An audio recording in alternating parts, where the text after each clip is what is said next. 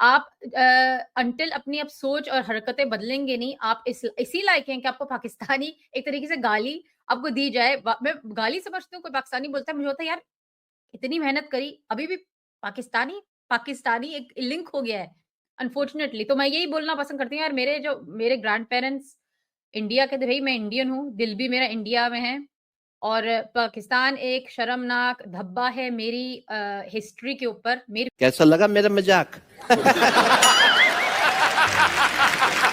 I am sorry, मुझे कोई उम्मीद नहीं कि पाकिस्तानी लोग अपने आप को सुधार सकेंगे, क्योंकि मैंने जितना देखा है पाकिस्तानियों को, कुत्ते की दुम सीधी नहीं हो सकती। I am sorry, so I am sorry, yes मुझे ये बोलना पड़ेगा, क्योंकि बल्कि कुत्ते की दुम सीधी हो जाएगी। पाकिस्तान के लोग, आदमी स्पेशली, अपनी अकड़ से, अपने उससे बाहर नहीं निकलने वाले। एक तरफ भारत खुद को सेमीकंडक्टर का हब बनाने का सपना देख रहा है, तो दूसरी जानिब जो हमारी पाकिस्तान की लीडरशिप है एक दूसरे को चोर साबित करने में लगी हुई है। अच्छा बात नहीं है। आप इंडिया में जाके देखें, वहाँ पे ट्यूबवेल का यूनिट किस तरह से है, वो गवर्नमेंट फ्री उनको दे रही है। सर गवर्नमेंट फ्री यूनिट दे रही है एग्रीकल्चर को, उनकी खादों के रेट देखें हमसे 50% से भी कम है। दुनिया में देखें जितनी भी एसेसरीज यूज हो रही हैं वो अब इंडिया ने लॉन्च कर दी। पहले चाइना की हम करते थे, हवावी कंपनी की, उसके बाद इंडिया आ गया है। अब इंडिया ने चाइना को कम्पीट करना शुरू कर दिया आईटी की इंडस्ट्री में। सही पकड़े हैं। वो कौम है हमारी तरह भेड़ बकरियां नहीं है ना, नहीं चोर नहीं है। अच्छा, वहाँ चोरों की हुकूमत नहीं है, स्टैब्लिशमेंट की हुकूमत नहीं है। हम तो कहते हैं उधर जो मोदी है, इंडियन प्राइम मिनिस्टर मोदी है, वो बहुत जुल्म करते हैं, ये है वो है। भाईजान मुसलमान यहाँ से अच्छे हैं। वहाँ अच्छा, वहाँ 20 रुपए किलो आटा है, ठीक है। 300 यूनिट बिजली फ्री है। तो ये अच्छा होगा कि इंडिया अच्छा होगा। ठीक है। कश्मीर में इससे अच्छे हालात हैं। उनके कबूल साहब एरिया साइड कश्मीर में। जी भाईजान, आप पढ़े ना, कभी सर्च करें। ठीक है। वहाँ यहाँ से इंडिया के मकबूजा कश्मीर के हालात बहुत अच्छे हैं। मजा आया, और मैं ये जो मजा है हिंदुस्तान के हर व्यक्ति को देना चाहता हूँ। कश्मीर कभी भी पाकिस्तान नहीं बन सकता जब तक सिचुएशन ये रहेगी। हम एजुकेटेड हैं, हम पढ़े हैं, हमें पता है कि ठीक है ये लॉलीपॉप है, ठीक है। यहाँ की तरक्की देखें और वहाँ इंडिया की तरक्की देखें, क्या फर्क वो है? कश्मीरी कोई भी पढ़ा लिखा होगा वो ये हालात देख के कहेगा मैंने पाकिस्तान के पास आना है। नहीं। वहाँ पे जो प्राइम मिनिस्टर आता है वो अपना विजन लेके आता है, और जो मोदी गवर्नमेंट है, जो मोदी एक्चुअली, ये मोदी बेसिकली पॉलिटिकल नर्सरी से नीचे से ऊपर आया है। He knows everything. वो ऑक्सफोर्ड से पढ़ के नहीं आया, वो बाहर से इम्पोर्ट, वो कोई इम्पोर्टेड प्राइम मिनिस्टर नहीं है। वो एक्चुअली वो लोगों का प्राइम मिनिस्टर है। वो स्टूडेंट यूनियन से आया है, वो नीचे से आया, वो रूट कॉजेज जानता था। उसने उन एरियाज में काम किया है। नो डाउट वो राइट विंग का बंदा है, वो हिंदुत्व को सपोर्ट करता है, बट उसने इंडिया को खड़ा कर दिया। बात तो सही है।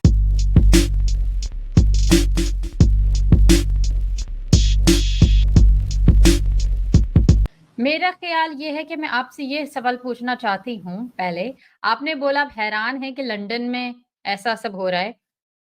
लंदन में पाकिस्तानी ही है, पाकिस्तान से ही आए हैं, और जिन इलाकों का आपने नाम लिया, जहाँ पर ऑफ कोर्स ज़्यादातर अनएजुकेटेड और अनसिविल लोग हैं, उसी किस्म के पाकिस्तानी यूके में आए हुए हैं।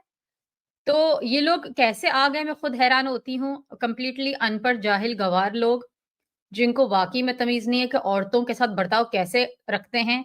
ऐसे जाहिल, गँवार लोग यूके में आ चुके हैं, और ऐसे ही लोगों की वजह से पाकिस्तान जो मुल्क है उसका नाम बदनाम है।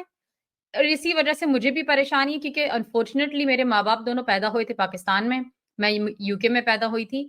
मगर बार-बार, क्योंकि ऑफ कोर्स मैं झूठ तो नहीं बोल सकती ना, कि जब कोई पूछे कि मेरे माँ-बाप कहाँ से, बोलना पड़ता पाकिस्तानी, शर्म से, बहुत बड़े शर्म से। मैं तो अवॉइड करती हूँ टू बी ऑनेस्ट, क्योंकि इसमें कोई प्राउड होने वाली बात नहीं है, शर्मिंदगी ही उठानी पड़ती है ऐसी ही खबरों के वजह से।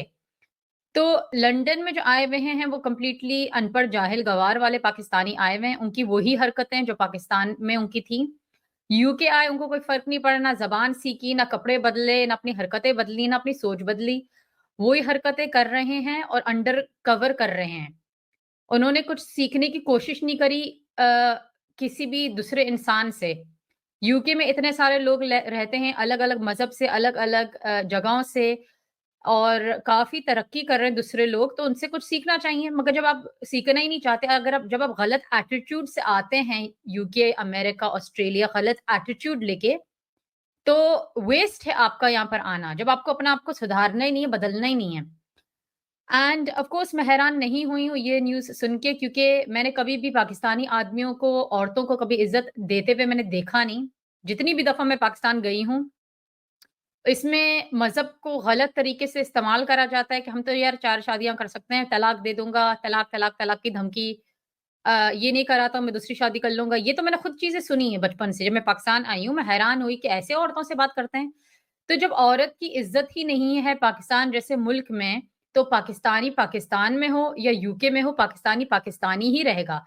आप अंटिल अपनी आप सोच और हरकतें बदलेंगे नहीं, आप इसी लायक हैं कि आपको पाकिस्तानी एक तरीके से गाली आपको दी जाए। मैं गाली समझती हूँ, कोई पाकिस्तानी बोलता है, मुझे होता है यार इतनी मेहनत करी, अभी भी पाकिस्तानी पाकिस्तानी एक लिंक हो गया है अनफॉर्चुनेटली। तो मैं यही बोलना पसंद करती हूँ यार, मेरे ग्रैंड पेरेंट्स इंडिया के थे, भई मैं इंडियन हूँ, दिल भी मेरा इंडिया में है और पाकिस्तान एक शर्मनाक धब्बा है मेरी हिस्ट्री के ऊपर, मेरी खुद की हिस्ट्री के ऊपर एक शर्मनाक धब्बा बन चुका है।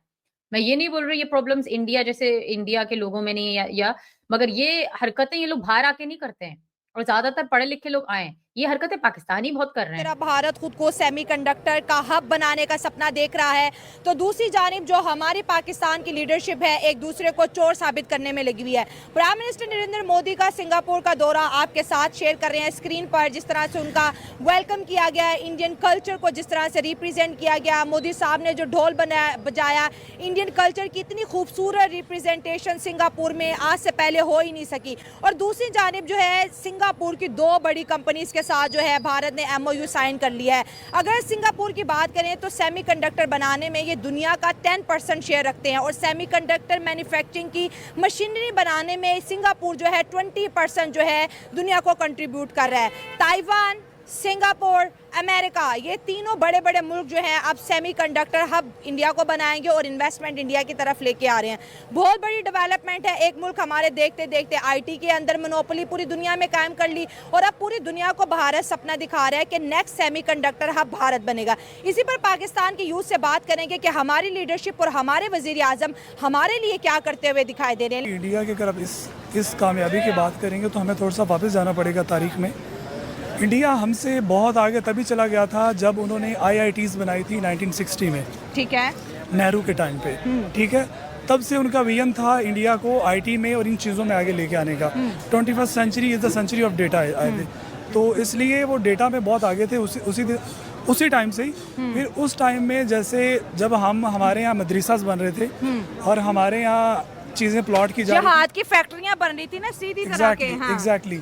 तो उस टाइम पे जिस टाइम पे हमारे यहाँ कंट्रोल अफगानिस्तान को करने की कोशिशें की जा रही थी, तब वहाँ पे बैठ के जब उनके the then finance minister Manmohan Singh, उनकी जो इकोनॉमिक पॉलिसीज़ थी, उन्होंने इंडिया को 91 में इकोनॉमिक पॉलिसीज़ दी थी, इंडिया को ओपन किया था दुनिया के लिए और अपनी ईज़ ऑफ डूइंग बिजनेस में काफ़ी चीज़ें इम्प्रूव की थी। तब से वहाँ पे IT में और जो उनकी है इन्वेस्टमेंट में चीज़ें इंप्रूव होना शुरू हो गई थी। और सबसे जो की पॉइंट है, इफ़ यू आस्क मी, कि मोदी इतना सक्सेस क्यों हो रहा है और इतने सक्सेसफुल क्यों हो रहा है, वो जिधर जा रहा है वो अपना चुप करके काम कर रहा है। He is not into social media stuff but he is into real business. और आज इंडिया दुनिया का पांचवी बड़ी इकॉनमी है और इंडिया अपने आप के खुद, when you ask their external minister S Jaishankar कि आप किस साइड में, if you whether you are on western side और चाइना और किस ब्लॉक में, तो वो कहता है मेरी अपनी साइड है। हाँ। क्योंकि मैं 1.5 अरब आबादी का और किसी की बात नहीं सुनते, सबको खरी सुनाते हैं। वो क्यों सुनाते हैं? बिकॉज वो दुनिया की 5वीं बड़ी इकॉनमी है। ठीक और दूसरी बात, वो उनकी 2010 में $18 बिलियन की IT इंडस्ट्री थी। 2010 से लेके अभी तक उनकी $200 बिलियन की IT इंडस्ट्री बन चुकी है। बिकॉज उन्होंने IT में इन्वेस्ट बहुत किया है। वहाँ पे सिलिकॉन वैली बन गई है, वहाँ पे अमेजोन आ गया, वहाँ पे गूगल इन्वेस्ट कर रहा है, वहाँ पे माइक्रोसॉफ्ट का ऑफिस आ रहा है। सो ये सारी जो सक्सेसेस हैं दे हैव रीच देयर। और उसके अलावा अब ये they have come to the point कि वो वहाँ पे अपने सेमीकंडक्टर्स बनाना शुरू कर रहे हैं, जो पहले सिर्फ US, चाइना और सिंगापुर ये कंट्रीज बनाते हैं। हाँ, बिल्कुल। तो वो प्रैक्टिकल काम में है। और सबसे जो बड़ा की पॉइंट जो मैं आपको बताना चाह रहा था वो वहाँ पे है कि वहाँ पे पॉलिटिकल लेजिटिमेसी बहुत है, वहाँ पे पॉलिटिकल स्टेबिलिटी बहुत है, वहाँ पे गवर्नमेंट 5 साल पूरे करती है, वहाँ पे जो प्राइम मिनिस्टर आता है वो अपना विजन लेके आता है। और जो मोदी गवर्नमेंट है, जो मोदी एक्चुअली ये मोदी बेसिकली पॉलिटिकल नर्सरी से नीचे से ऊपर आया है। He knows everything. वो ऑक्सफोर्ड से पढ़ के नहीं आया, वो बाहर से इम्पोर्ट, वो कोई इम्पोर्टेड प्राइम मिनिस्टर नहीं है। वो एक्चुअली वो लोगों का प्राइम मिनिस्टर है। वो स्टूडेंट यूनियन से आया है, वो नीचे से आया, वो हर वो रूट कॉजेज जानता था। उसने उन एरियाज में काम किया है। नो डाउट वो राइट विंग का बंदा है, वो हिंदुत्व को सपोर्ट करता है, बट उसने इंडिया को खड़ा कर दिया। खत्म, bye bye, tata, good bye, गया।